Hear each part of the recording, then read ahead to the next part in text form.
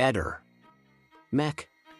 Pallister. Come spiegato nel video precedente, dalla casa in cui si trovava Sebastiano a cena, la Galleria Rossoni era molto vicina. Allora, considerando la difficoltà nel raggiungere quel posto la mattina col traffico, era lecito pensare di portare i coltelli la sera prima. Ma questo ovviamente avrebbe avuto un senso se i coltelli fossero già stati pronti per la consegna, quindi nuovi e affilati.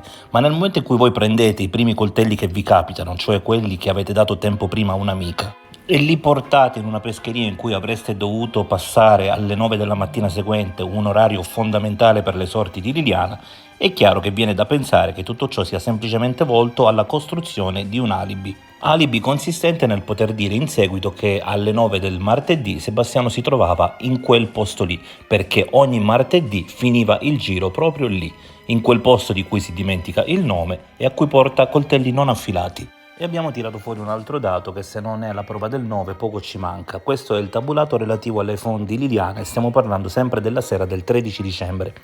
Alle 21:21 Liliana aggancia Campo Belvedere, è la famosa cella che copre la casa degli amici. Alle 21:51 il telefono di Liliana aggancia Galleria Protti. Dopo questo aggancio localizzeremo il telefono di Liliana nei pressi della sua abitazione. Adesso quindi diventa importantissimo vedere dove si trova la Galleria Protti. Se fosse vicino alla Galleria Rossoni avremmo confermato l'ipotesi del video precedente.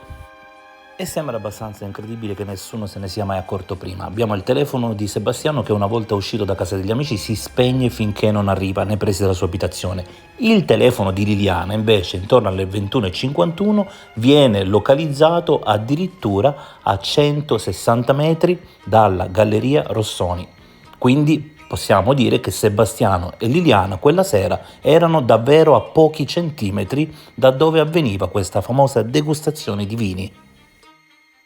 Ehi, non dimenticare di iscriverti a questo canale.